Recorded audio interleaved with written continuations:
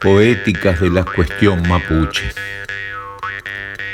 No al desalojo del Lafkenwinkul-Mapu, territorio mapuche. Pienso en Rafael Nahuel, muerto a tiros por la espalda por Gendarmería Nacional en el año 2017.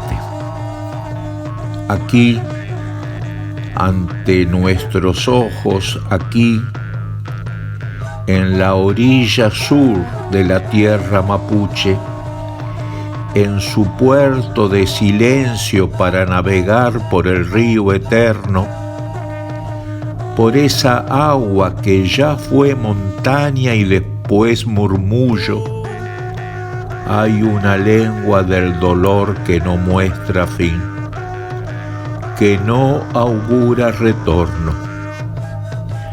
No hay señales de humo que valgan. Aquí hay cuerpos que saben.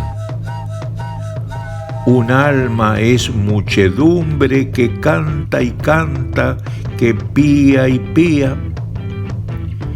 La lengua es la belleza de las criaturas en la tierra.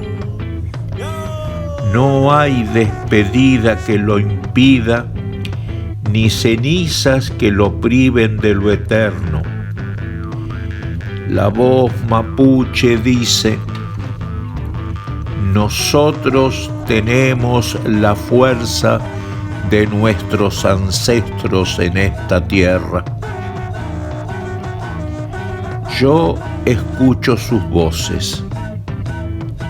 Ellos fueron tierra, ellos fueron vida, antes que el desierto y el viento fueran belleza, antes que el infierno de estos días, al que fácil se entra y difícil se sale. ¿No es cuestión de la poesía escuchar las voces? Yo escucho, como de niño. Ya soy viejo para entrar en lágrimas.